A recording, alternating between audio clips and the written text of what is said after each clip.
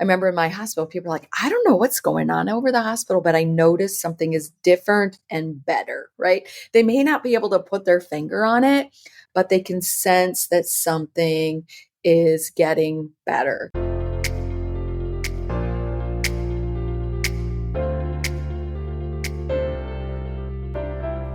Welcome to Culture Change RX, the podcast for healthcare professionals that are committed to creating a thriving workplace culture, improving the experiences of employees and patients, and ultimately unlocking their organization's next level of potential. I'm Sue Tetzloff, your host and co-founder of Capstone Leadership Solutions. Join me and my insightful guests each week as we share actionable insights for navigating the crucial people side of the business of healthcare. Subscribe now for a weekly dose of Culture Change RX. Now let's dive into this week's conversation where culture change takes center stage. Welcome to Culture Change RX. This is another solo episode. We call these Culture Bytes. So these are a little bit shorter episodes, and I have no guest in the studio. So today's topic for this Culture Byte is related to what we would call one of the 12 positive communication standards, which is hallway hospitality. Now, what the 12 positive communication standards are is a collection of communication tactics of how we interact with each other in the workplace, how we interact with patients and visitors that we may encounter as we go about our work in a healthcare organization. And so when we're working with one of our partner organizations, which is an organization that's truly committed to improving and growing, engaging their leaders and their employees in new ways to get better and better and grow bigger over time, and do that with a lot of certainty and confidence and success, is that one of the groups of tactics or solutions that they help bring and keep alive in their organization is these 12 positive communication standards. So remember, culture is this is how we do things around here. So these 12 positive communication standards become some of the things that we do around here, as many people as possible, preferably everyone, but that takes time. But it becomes some standards, some solutions that when we make it, this is how we do it around here, it starts to be part of what gets those improvements and results that we desire over time. And so in our approach, it is employee groups, usually the patient experience team and or a clinical team that is responsible to bring out these 12 positive communication standards into their workforce. And so it's a process, right, to introduce them, to bring and keep them alive over time, and to truly make them part of who we are as an organization and how we behave, how we communicate, how we act when we interact with each other. So this collection includes things like Teach Back, which is a way of assuring that instructions and information that patients and or families need is well received and that we really delivered it in a way that they understood it. So that's an example of one of the 12. There's others such as telephone etiquette, which is really about service excellence on the telephone. But there's, again, 12 of them.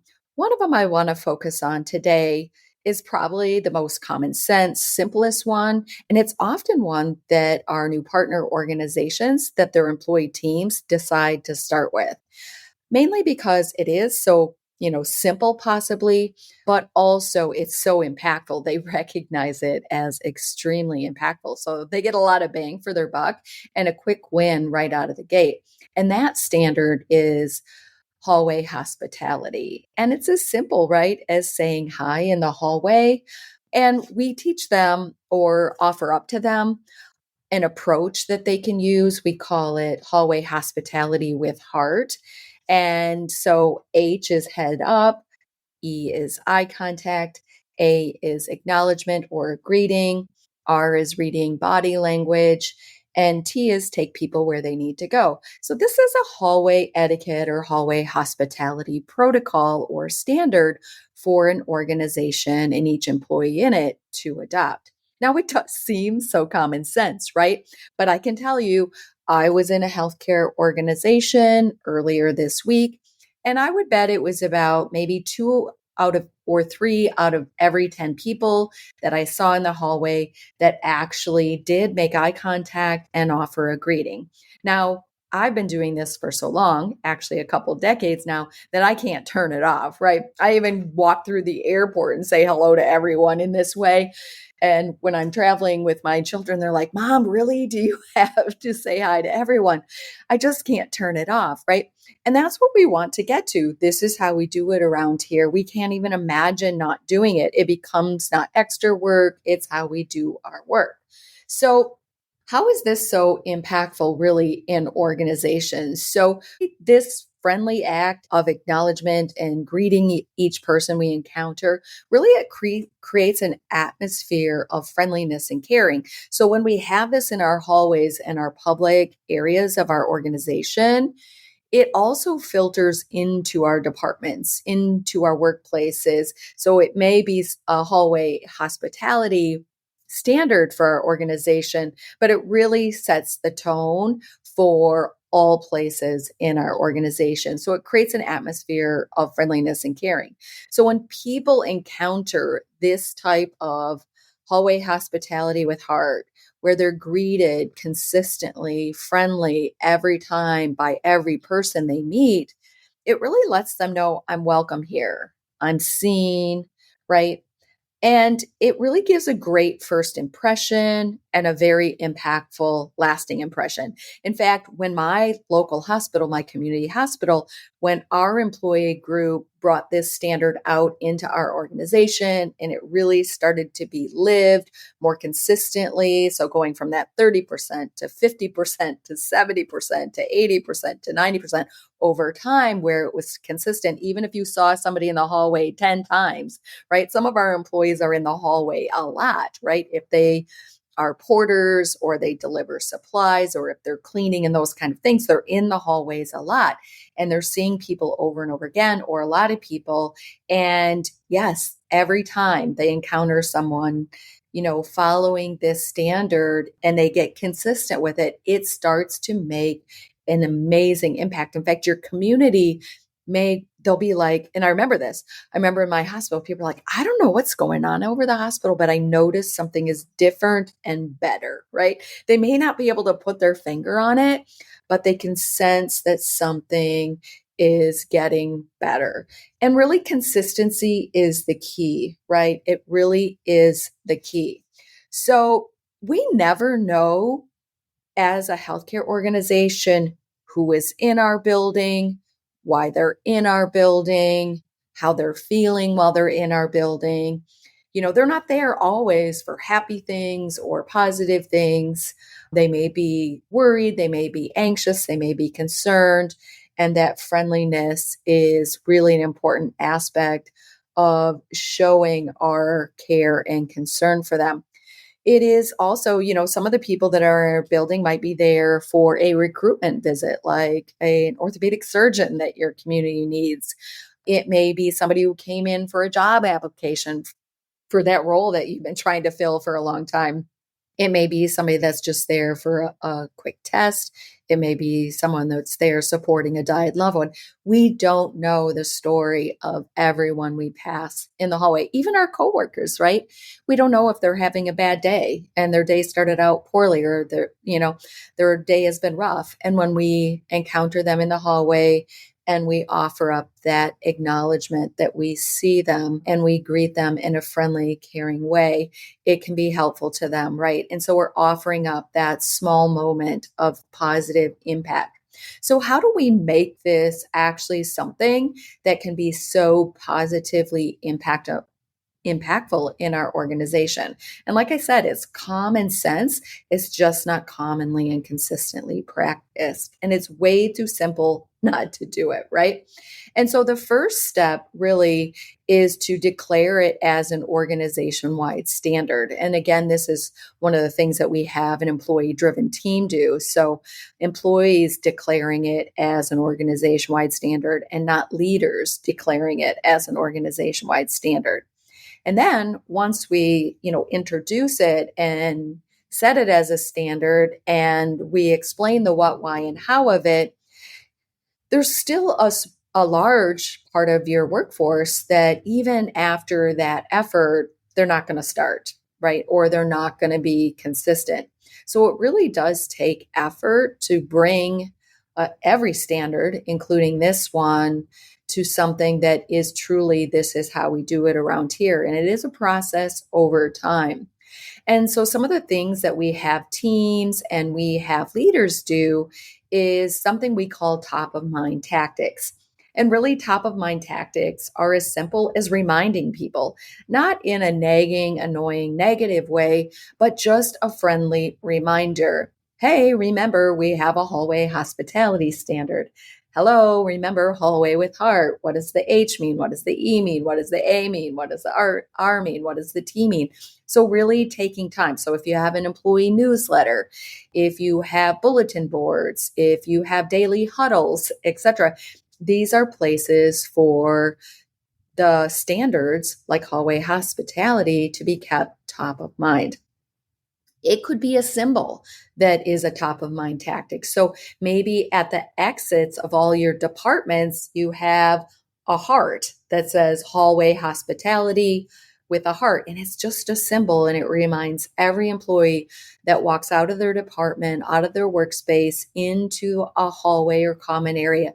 It reminds them to practice hallway with heart. So sometimes this has a ripple effect into things like hallway meetings, right? So if you meet up with somebody and you have a hallway meeting and you're having an encounter, you're going to have people crossing you in the hallway, and you have to be mindful to have your hallway meeting, but still be mindful that you're looking for people to say hello to in the hallway. Also, cell phones, right? Or pagers or things like that in the hallway. So, a lot of times we try to multitask in our hallways. And really, we want the primary task while you're getting from one place to another to be hallway hospitality, that is the predominant focus for our conduct in the hallway. Really, these kind of things might morph into other conversations about our cell phone etiquette and our meetings in the hallway. We should also ask about it and talk about it a lot. So maybe it's one of those things, if you're a department leader at your daily huddle or maybe at a staff meeting. I mean, it may not seem like one of those things that you should have on the agenda for a huddle or a staff meeting is let's talk about how we're doing with hallway hospitality, but that's actually a tactic for bringing and keeping any standard alive in your workplace, is to ask about it a lot. How's it going for you? I remember an ER leader who said to me that her staff said to her, "We're not going to lunch anymore during lunchtime." And she's like, "What? What does that mean?" And they said basically that their department was at the end of one very long hallway, and at the other end of that long hallway was the cafeteria, and they would encounter so many people in the hallway going to and from the cafeteria when they would make their way from the emergency department to, and they said, we just have way too many people to say hello to. Well, that really opened up the conversation is, why is that hard for you? What's getting in your way? Do you not want to greet your coworkers and, community members that are going to the cafeteria? What causes you to not want to engage with them in this way in the hallway? Can you give it a try for a couple weeks and go during a very busy time and give it a go and see how it actually makes you feel? I'm betting it will make you feel better, not just the people you encounter, but actually you as the employee. It can also lift you up as well, but they've got to give it a go. But yeah, asking about it, talking about it, asking what's getting in your way. Why is this uncomfortable for you? How can I help? And really, anytime as a leader in particular, when we ask or talk about something, it elevates its importance and it opens up this conversation as well as, how is it going? What's getting in your way? How can I help? And to reinforce that it is a standard, right? That our organization is on a journey to excellence. We do want to always grow and improve. And this is a very impactful tactic that we can all engage into. And indeed, it's too simple not to. Another thing we can do either as coworkers, but definitely as leaders, is to recognize and celebrate it when it's happening. And it may seem, again, like it's too common sense and it's so simple that it isn't praiseworthy, but it can be, right? It can be, that may be your starting point. If you're starting where it's about 20-30% of your workforce that is actually engaging in this behavior as a baseline when you start, is when you see it get higher in your organization, you can monitor that. You can actually validate it. We have teams do that where they're actually like secret shoppers in the hallway watching for it, and then recognizing and celebrating and bringing it out to workforce. Hey, we noticed that we used to be at 20-30%. Now we're at 50%. And then celebrating when you get to 60%, 70%, and 80%, and so on. So this gets to be something that over time does become, this is how we do it around here. And if you notice, right, if you go into a healthcare organization and you notice, wow, it seems friendly or it doesn't seem friendly, I bet you the difference maker is hallway hospitality.